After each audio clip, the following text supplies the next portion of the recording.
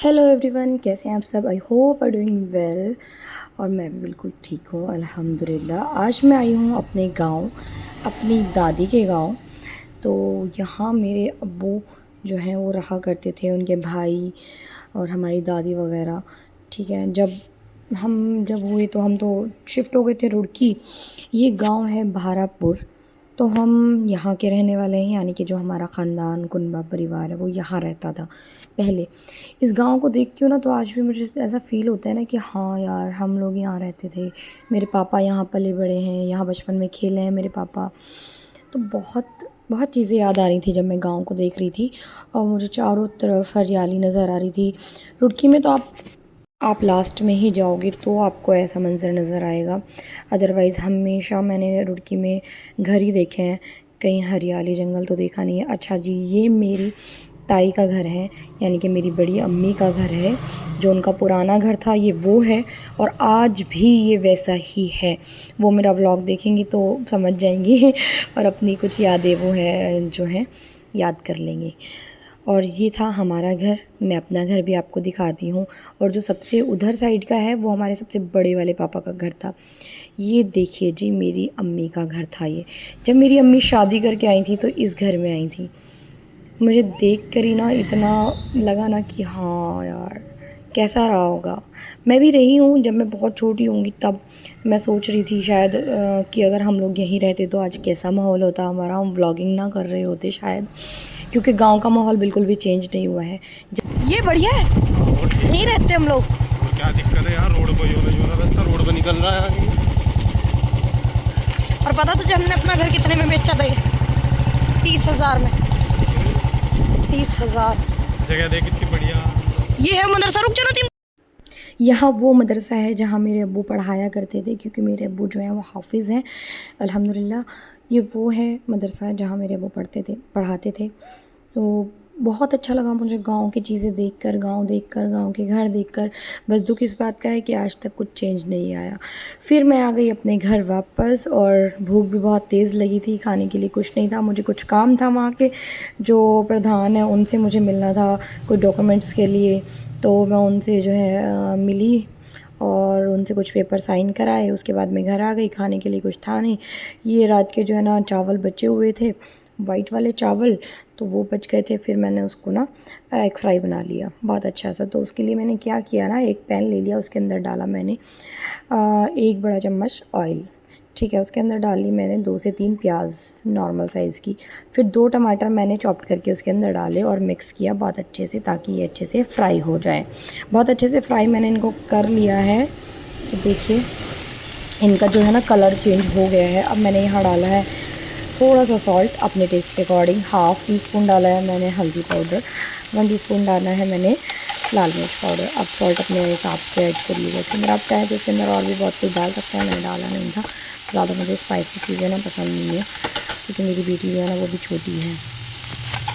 अच्छा, ट्रैफ़िक की आवाज़ से तो आप परेशान हो ही रहे होंगे, क्योंकि मेरा जो वॉइस नोट है वो ठीक से पहुंच नहीं पा रहा आप लोगों तक, क्योंकि ट्रैफ़िक चलता रहता है। मेरा घर ना जो ऑन रोड है। उसके बाद डाला मैंने इसमें टमाटो केचप, उसको मिक्स किया। उसके बाद डाले मैंने इसके अंदर 2 अंडे जो मैंने पहले से फेंट के रख रखे थे। वो 2 अंडे डालने के बाद अच्छे से मिक्स कर दिया। अभी मैं इसके अंदर 2-3 अंडे और ऐड करूँगी। पहले मैंने 2 अंडे को डाला और फिर इसको अच्छे से फ्राई किया, फिर साइड लगाया थोड़ा सा। देखिए मैंने इसको साइड कर लिया है पूरे को। अब यहाँ मैंने थोड़ा सा ऑयल लिया है और पैन में ऐसे ऐसे मिक्स कर दिया है। फिर 2 अंडे और डाल के मैंने इसके अंदर फेंट लिया है, फेंट के डाल दिया है। तो देखिए ये भी मैंने इसके अंदर डाल दिया है। अब इसको भी मैं अच्छे से मिक्स कर लूँगी, और इसका जो टेस्ट आएगा ना लाजवाब। आप मेरे तरीके से बनाएंगे तो बहुत ही अच्छा टेस्ट आएगा आपको इसका, बहुत ही मज़े का। अच्छा, बस ये रोड पे जो बाइकें चलती रहती है ना, इससे मैं बहुत डिस्टर्ब होती हूँ वॉइस नोट डालते हुए। फिर उसके बाद डाल दिया मैंने इसके अंदर बॉइल्ड राइस जो मेरे पास पहले से पड़े हुए थे। उबले हुए चावल जैसे ही बच जाते हैं वो आप इसके अंदर ऐड करिए। ये बन गया मेरा फ्राइड राइस, बस इसको खा लीजिए। उसके बाद मैंने खाना वाना खाया। खाना वाना खाने के बाद मैंने शायन को होमवर्क कराने के लिए बैठ गई हूँ। और अब तो माशाल्लाह शायन बड़ा हो गया है, अब थोड़ा सा खुद ही कर लेता है, मुझे इतनी ज़्यादा मेहनत नहीं करनी पड़ती। ये देखिए क्या लिख रहा है, क्या क्या लिखने को दे। मैं कहती हूँ बच्चों पे इतना बर्डन है, इतना बर्डन है स्कूल का कि मैं आपको क्या बताऊँ। मुझे कभी कभी ना खुद ही समझ नहीं आता। और पीछे रखी है मेरी सिलाई मशीन। जो कि अब बिल्कुल अवॉइड मत करिएगा। मैं बहुत अच्छे कपड़े सिलती हूँ अपने ख़ास करके, और डिज़ाइन भी बहुत अच्छे करती हूँ। इस बार जब डिज़ाइन करूँगी तो मैं आपको ज़रूर दिखाऊँगी। उसके बाद जो है ना होमवर्क वगैरह कंप्लीट करके ही देखिए। अब शुरू तो भाई तो ये क्या है? One two three. ये क्या है? Three three 2 3 3 4 5 6। और ये देखिए कुछ आधा ही घंटा हुआ था बस मुझे किचन में गए हुए, शाम के टाइम में खाना बना रही थी। उसके बाद देखिए ये आधे घंटे के बाद का है। बस मेरी इतनी सी गलती हो गई कि मैंने 10 मिनट ना आकर नहीं देखा अंदर कि क्या चल रहा है, मायशा क्या कर रही है, शायन क्या कर रहा है। और मायशा ने ये देखी क्या हाल इसने बना लिया है। अल्लाह मेरी तौबा, सच में मुझे देख के बच्चे को हंसी भी आ रही थी, गुस्सा भी आ रहा था। पूरा मेकअप जो इसने तहस नहस लगा दिया मेरा। और हंसी इस बात की आ रही थी कि यार बच्चे कैसे हैं, कुछ भी करते हैं। और मैंने इसको एक लगाया भी है आज तो। मैंने कहा रुको मैं तुम्हें बताती हूँ, बहुत गंदी गंदी हरकतें करने लगी हो। ये सच में इतनी खुश होती है ना लिपस्टिक लगा के मेरी बच्ची, कि मैं आपको क्या बताऊँ। इसको ना लिपस्टिक दे दो बस ये लगाती रहेगी इस पूरा दिन। खैर ये सब समेटने के बाद हमने चला ली अपनी शादी की ये वीडियो।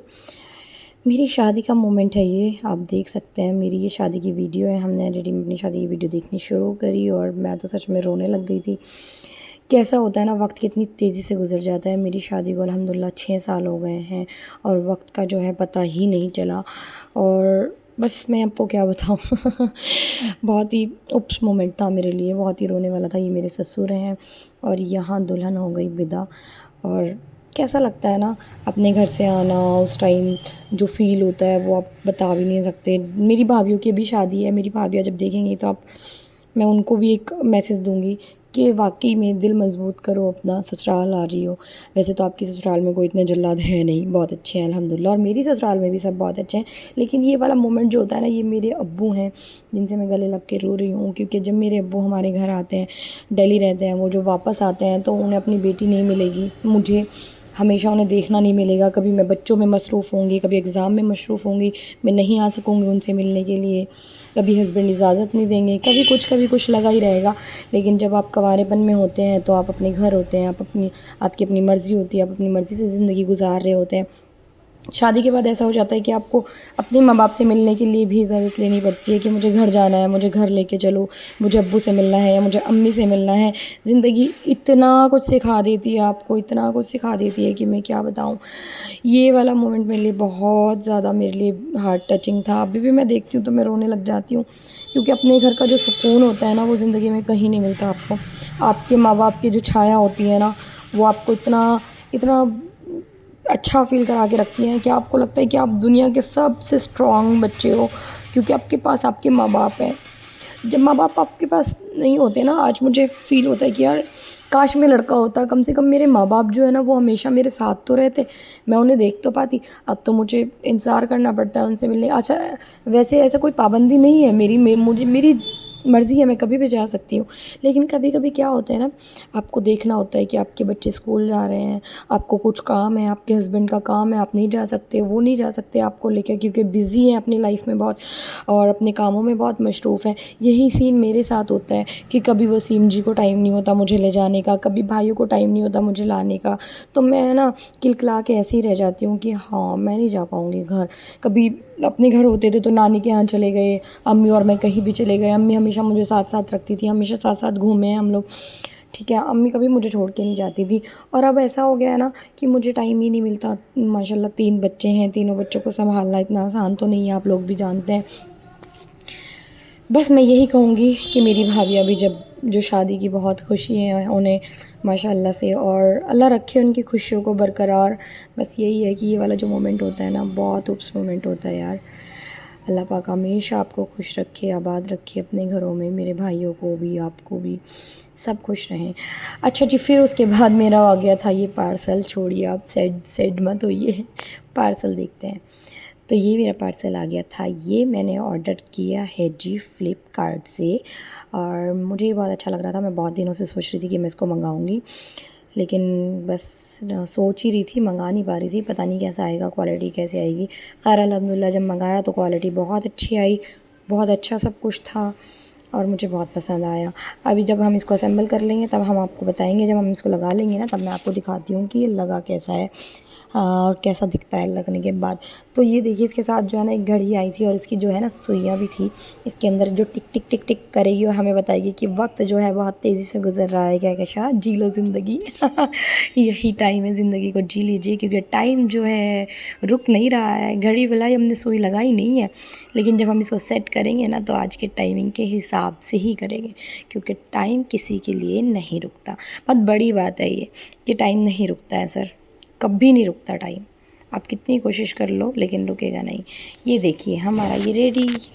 और ये देखिए मायशा इतना खुश हो रही थी इसको देख के, बार बार इसको दिखाई जा रही थी, मम्मा देखो, मम्मा पीछे देखो, पीछे मम्मा, पीछे देखो, पीछे। और इतनी क्यूट लग रही थी ना बोलती हुई।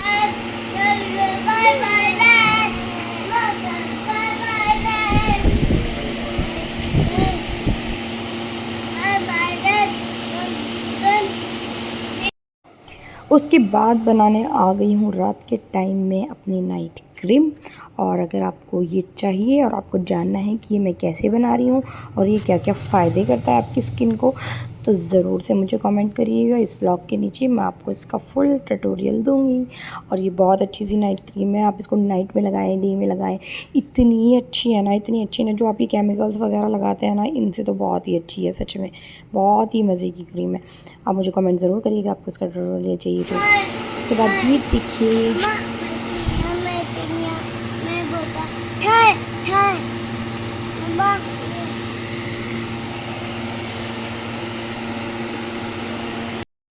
और ये देखिए हमारी घड़ी का फाइनल लुक कुछ ऐसी लगी है। ये लग करके मुझे तो बहुत ही प्यारी लग रही थी, बहुत अच्छा लग रही थी और बहुत रीज़नेबल प्राइस में। अगर आपको इसका लिंक चाहिए तो मुझे कमेंट करिए, मैं डिस्क्रिप्शन में डाल दूँगी। लेकिन आपको चाहिए होगा मैं तभी डालूँगी, ऐसे नहीं डालूँगी कि एकदम से मैं डिस्क्रिप्शन में डाल दूँगी। क्यों डालूँ मैं, क्यों प्रमोट करूँ, फ्री में क्यों करूँ कुछ भी। आपको चाहिए होगा तो मैं डाल दूँगी, ठीक है। अगर आपको वीडियो अच्छा लगा तो लाइक करिए, शेयर करिए, सब्सक्राइब करिए। थैंक्स फॉर वॉचिंग, मिलता है नेक्स्ट वीडियो में, बाय बाय।